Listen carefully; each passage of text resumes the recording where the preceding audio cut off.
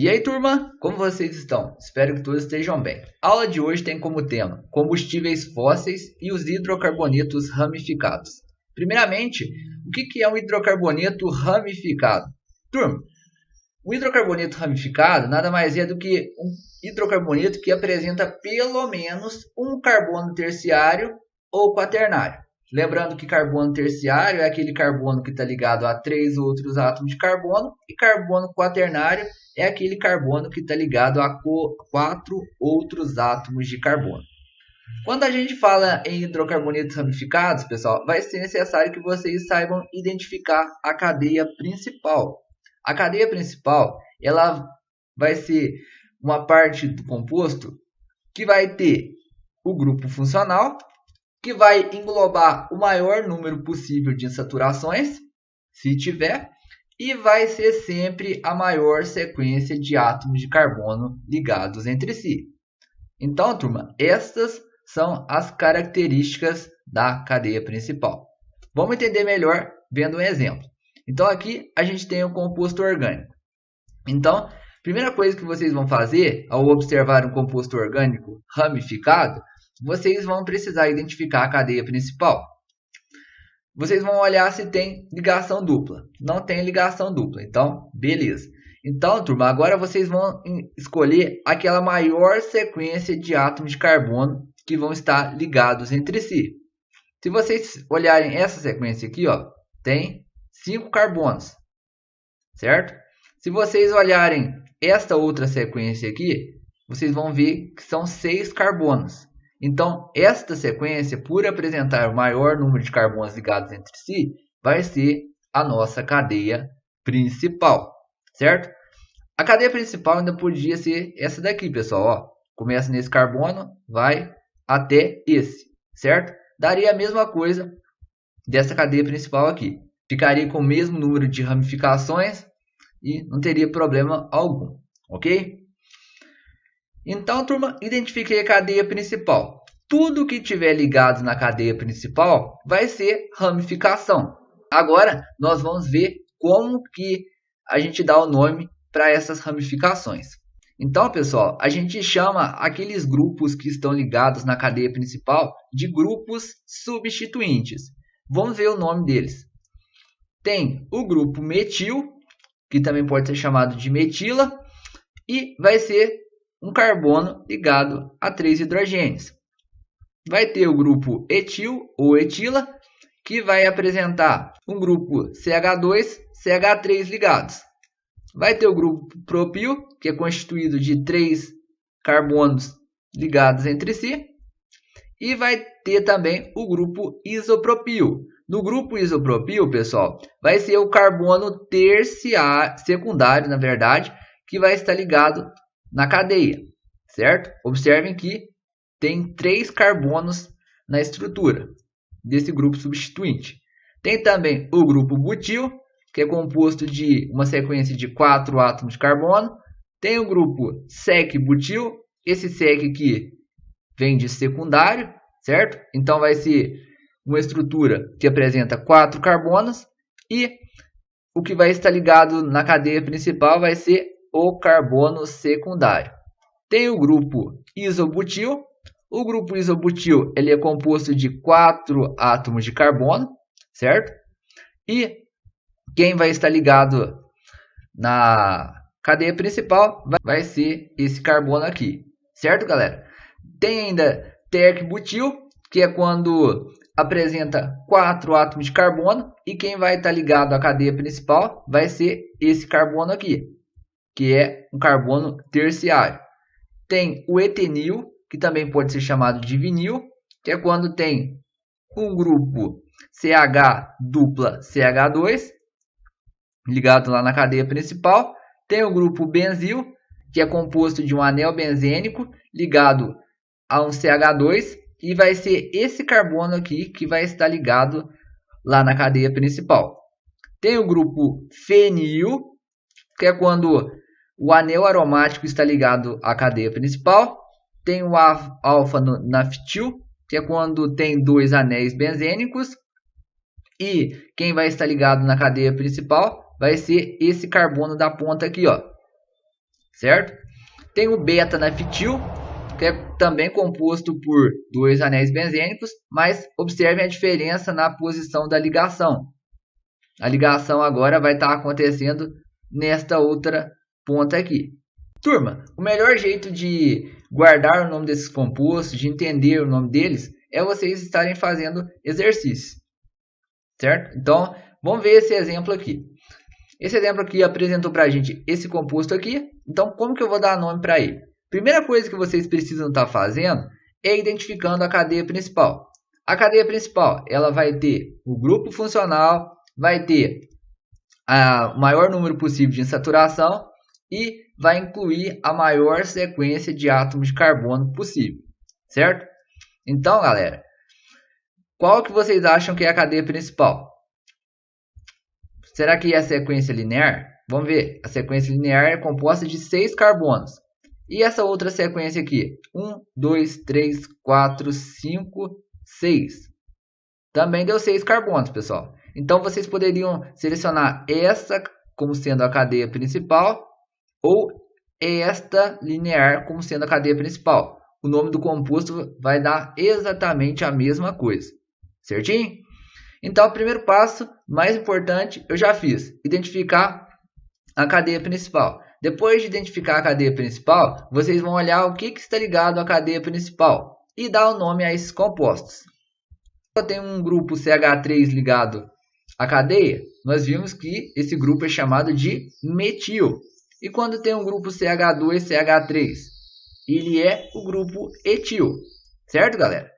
Então, para dar nome a esse composto aí, vocês vão montar da seguinte maneira. Vocês vão escrever a posição dos grupos substituintes e vão colocar em ordem alfabética. Então, etil vem antes de metil, certo? Então, a primeira coisa, vocês vão colocar a posição do grupo etil. Está no carbono 4. Então, vocês vão colocar 4, hífen, escrever o nome do grupo substituinte, que é etil. Vão colocar um hífen de novo e vão colocar a posição do outro grupo substituinte, que é o metil. Onde que está esse metil? Ele está no carbono 2. Então, vocês vão colocar 2, hífen, metil. Depois, vocês vão escrever X. Agora, vocês vão estar olhando para a cadeia principal. A cadeia principal ela é composta de 6 átomos de carbono, certo? Outra coisa muito importante de falar, turma, que eu estava deixando passar, é que vocês precisam numerar a cadeia principal, para vocês indicarem aqui a posição dos grupos substituintes.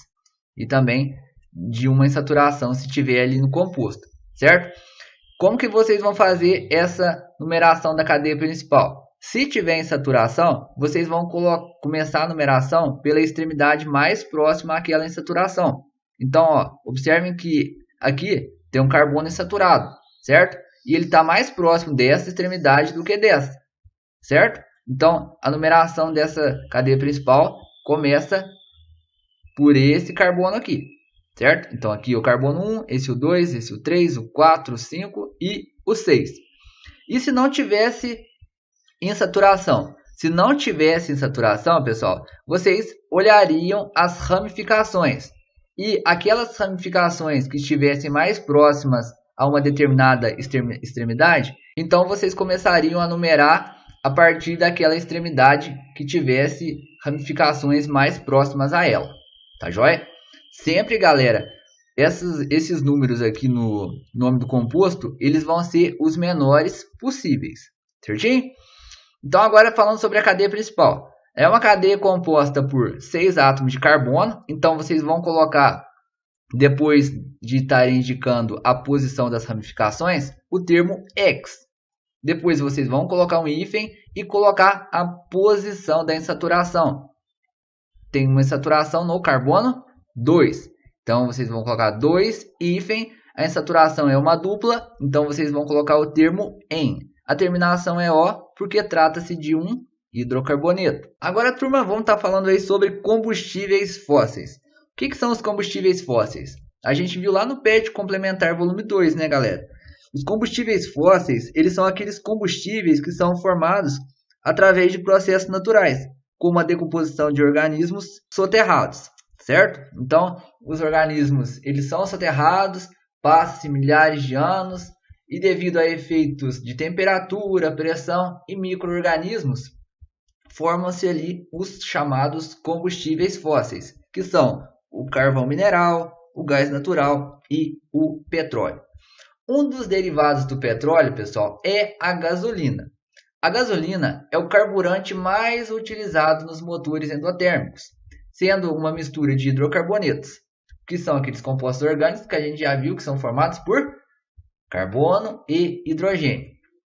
A gasolina, turma, ela é obtida a partir do petróleo bruto, que passa por uma série de processos como craqueamento, destilação, entre outros. Os hidrocarbonetos que compõem a gasolina, eles são formados de moléculas que apresentam cadeia pequena, cerca de 5 a até 10 carbonos. Entenderam, turma? A gasolina ela é obtida através do tratamento do petróleo bruto. E a gasolina é um combustível extremamente importante na atualidade por ser uma grande fonte energética. Vai ser ela que vai alimentar os motores a combustão. A gasolina ela é formada de moléculas pequenas de hidrocarbonetos que apresentam ali 5 até 10 átomos de carbono. A gasolina ela é um combustível volátil, ou seja, passa para o estado gasoso com facilidade e ainda inflamável, e a faixa de destilação da gasolina automotiva ela varia de 30 até a 220 graus Celsius. Agora, turma, vamos falar sobre o craqueamento, que é um dos processos ao qual o petróleo é submetido para que se obtenha gasolina. O craqueamento ele é um processo químico que é baseado na quebra de moléculas longas de hidrocarbonetos de menor interesse comercial e em outras de uma fração mais rentável.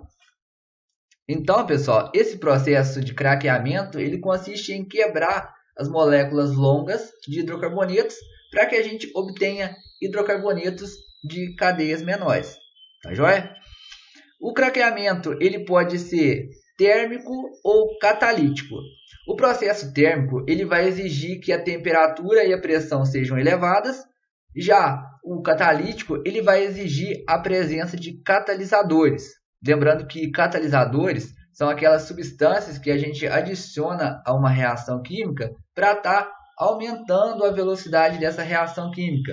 Porque os catalisadores eles selecionam um mecanismo mais rápido para a reação ocorrer e dessa maneira a gente tem uma reação química ocorrendo de uma maneira mais eficiente. Aqui, turma, tem uma reação que ilustra isso. Nesse exemplo aqui, vai apresentar para a gente uma fração de querosene que vai ser transformada em uma fração de gasolina e em uma fração de alceno. Observem que aqui tinha 12 carbonos. Depois vai ter um composto que vai ter 8 carbonos e outro que vai ter 2 carbonos. Então, craqueamento consiste na quebra de moléculas longas de hidrocarbonetos. Agora vamos falar sobre a combustão da gasolina.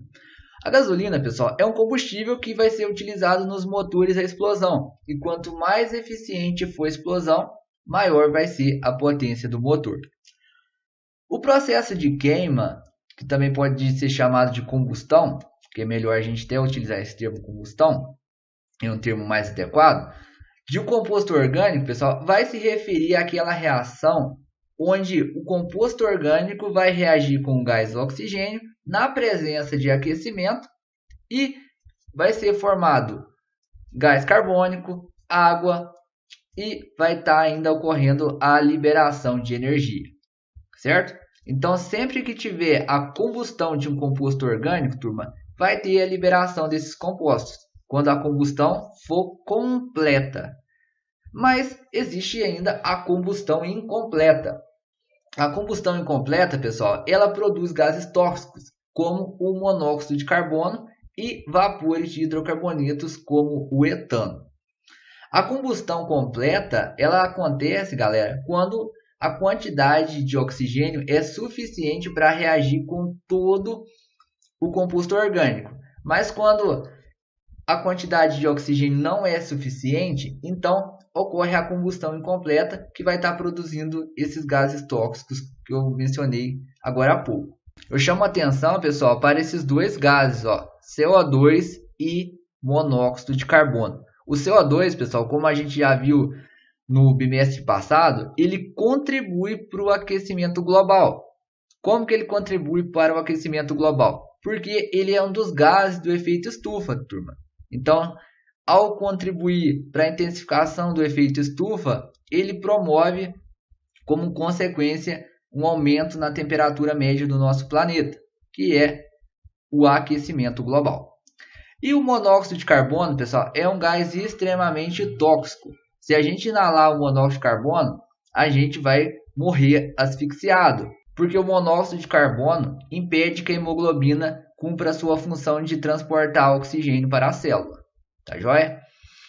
Agora com vocês, turma. Peço que vocês façam os exercícios da semana 3 do PET volume 3. E se ficou com alguma dúvida, tirem essas dúvidas comigo lá pelo nosso grupo do WhatsApp ou pelo privado. Bons estudos a todos. Até a próxima então e valeu!